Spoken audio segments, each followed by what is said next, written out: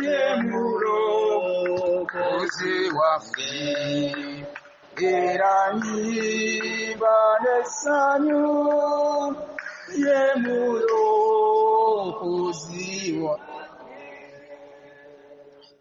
Mukama waffe omulungi tuyimba n'essanyu kubanga gwe mulokozi abatali gwe Mukama Katonda waffe singa na wano tetuliiwo kyetuva tuyimba n'essanyu mu linnya lya Kitaffe n'Omwana era n'Omwoyo Omutukuvu. Ssebo mukadde waffe omusumba Reverend Alex Kyobe era wamu ne maama era wamu abasumba abafu obusumba buno era wamu n'omubuulizi ow'ekifo kino abakulu mwenna mu bitiibwa byammwe baboogeddeko pozi gwe siawulidde nnyo nga boogeddeko omwami Bandi ne mukyala we Saara baboogedde okay saawulidde. Mukama waffe yeebazibwe bannange balamusiza nnyo mu linnya lya Mukama waffe Yesu. Amannya gange Andrew Namulende omubuulizi w'enjiri. Awo bwe ntambulira ebiro bino naye nga neyanzizza omukisa guno ogwampeebwa olunaku lwaleero omukadde waffe omusumba omupya ne maama okuyimirirako wano. Nga bwe tuli mu kigambo ntandikirawo ekigambo nze natuuse ti otusonyiwe okwonoona kwaffe nga naffe bwe tusonyiwa abatwonoona. Awo we twatuuse ssebo mukadde waffe omusumba, otusonyiwe okwonoona kwaffe nga naffe bwe tusonyiwa abatukola ki abatwonoona. Ekigambo ky'okusonyiwa nze nabadde nga nkirowoozaako mu ngeri ziringa bbiri ze tujja okusomako, ennyiriri bbiri ze tugenda okusomako mu Matayo essuula ey'okutaano olunyiriri olw'22 n'olw'23.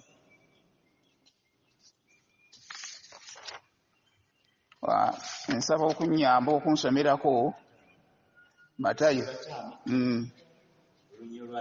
n'olw'23.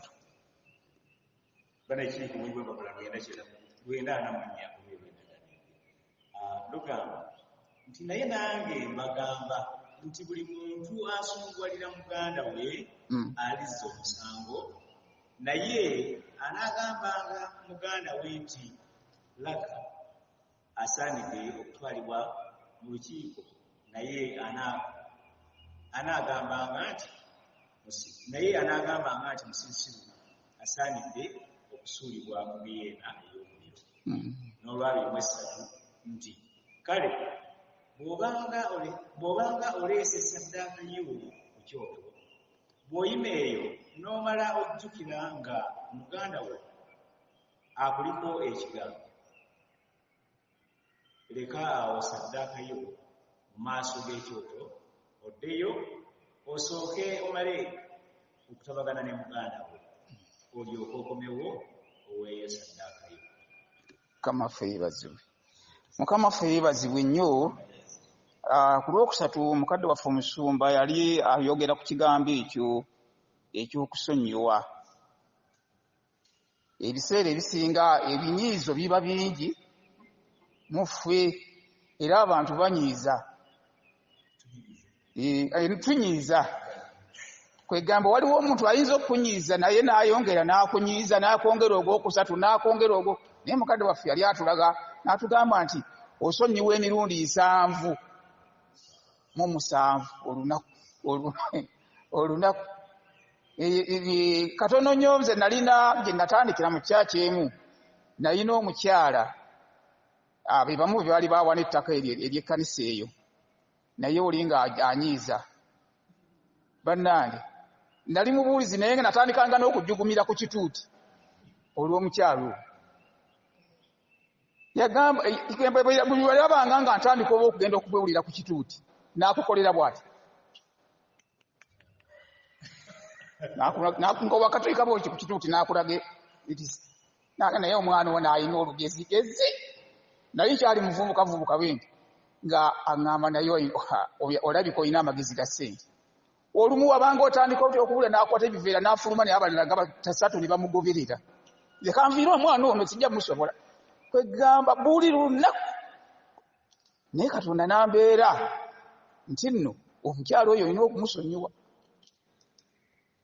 nimusonyiwa naye ng'akikola buli lunaku naga naye oyinda pulaani gwe ono ajja kusobola bya ssente Saabadikoni naye yagenze okulaba n'atuwamu ayogera kyere mu kyaki naye naguma nemmaza ekkanisa nenjimalamu omwaka mulamba naye navaayo nga naye yeenenyezza ng'akyuse naye nga nange muli omutima gwonna gunzigwamu kegamba nga talinaamu kyatya n'akamu bw'atakulaga ssaawa waakiri afuluma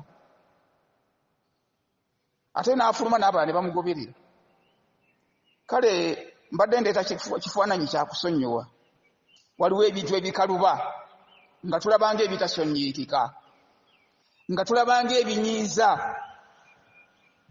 naye wano atugambye nti omuntu yenna bw'oba waleese saddaaka wano ku kyoto naye n'otuuka wano n'ojjukira ng'olina omuntu yenna akuliko ensonga towaayo saddaaka yo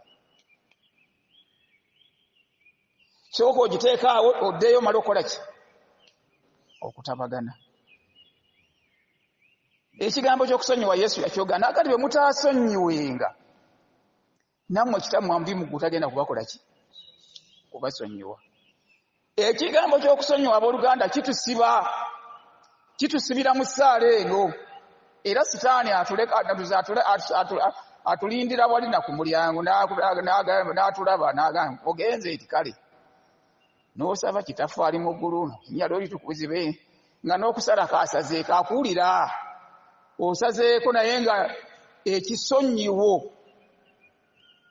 abooluganda Mukama nga tumusaba enkyaleero buli muntu akubeera okujjukira oyo gwe weetaaga okusonyiwa kubanga ebiseera ebisinga ne mu kisiibo tukibagako nga n'okusonyiwa era kugaanye bwe tusoma mu Isaaya 58 agambye funduukuulira ddala bumenyedde ddala buli kikoligo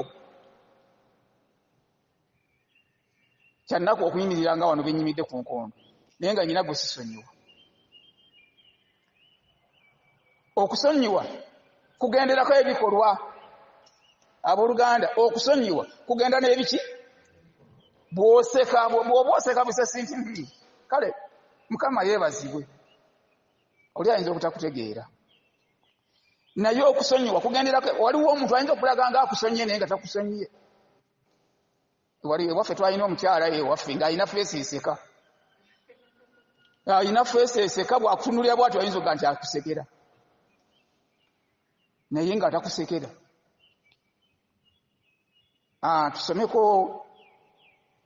tusome mu Makko 11 Makko 11 olunyiriri lwa 25 n'olwa 26 awo oyinza okufundiikirira ndowooza